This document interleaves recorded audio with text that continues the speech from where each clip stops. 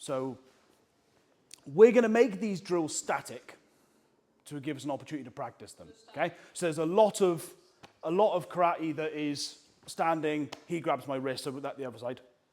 That's it. A lot of, and then stand upright. There's a lot of stuff like this that we learn in karate.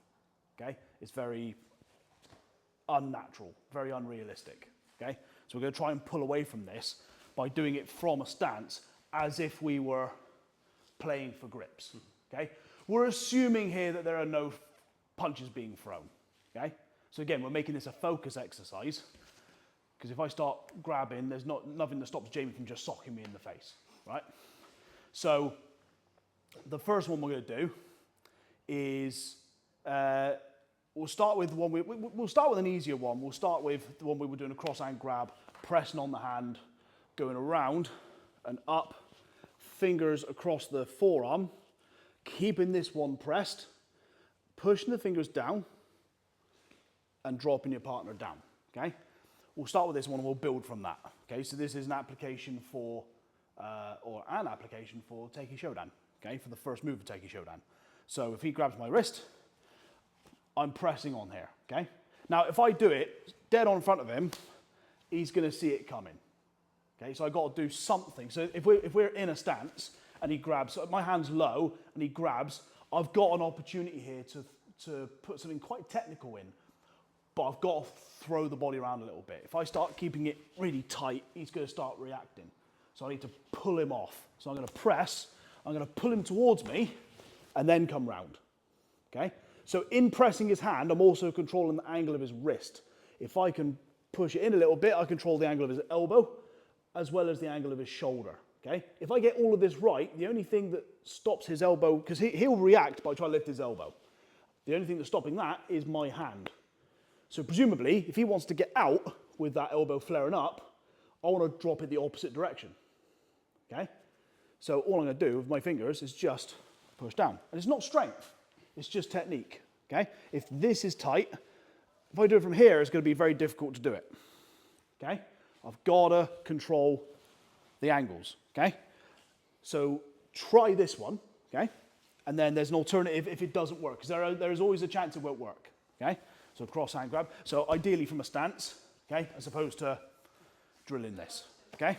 So from here, press, pull in.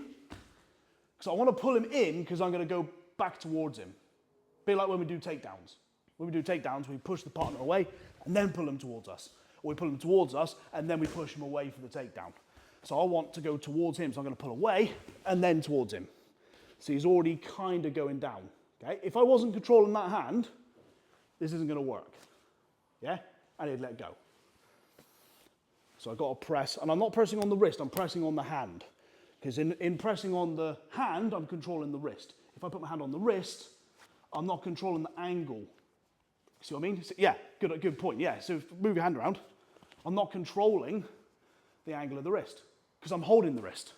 It's like a joystick, right? Whereas if I control the hand, as long as I've got the other hand on there, I can control, in this case, I want to maintain that angle. Now, if this doesn't work, see he's got his arm straight, so it's not going to be quite as effective. So what I'm going to do instead is put my elbow on his elbow and step into it, okay? So I want you to try both, okay? The way we used to practice this was to deliberately react in two different ways, so that the partner would have to change the way they do it, okay? For example, Jamie's going to let me do it, right? So pull in, round, and down, okay? If you want to try and get him down towards the ground, then by all means, and drop yourself down, try and get him to drop that knee. If they can drop one knee, great, okay? If it's not working, like so, even if he tenses, that's fine, I can work with that, okay? I grab hold of that forearm, I bring the elbows together, and the really, really important thing is not to do it from here. I've got to step in. Okay? This elbow is stronger if I step into it. If I try and do it from here, it's not as effective. Step in, no problem. Okay? And then I can do whatever I want from here. I can carry it on, pull him to the ground, or I can knee him in the head, but don't do that. So, okay? If you're happy with this, stick with this. If you want to make it a little bit more like the application, then you can throw the knee in, okay? But if you're going to do it, for goodness sake, be careful, right? So from the application, you press, you come round. I'm going to do this really, really slowly, okay? Keep your teeth together. Bang, okay? Like that. So in the kata, the knee comes up, okay? If we were doing this realistically, bam! Drop him to his knee, bam, as the knee comes up. Lovely. Which is why we're not going to practice that. But we are going to make the point of that. The further down I can get my partner, the more effective that knee will be, okay? So don't sort of go, bring your partner to you. This is what a lot of martial arts is about. Bring your partner to you as opposed to going to your partner, okay? Just like the first aspect of this, I'm going, no, you come to me. So I'm dominating the situation.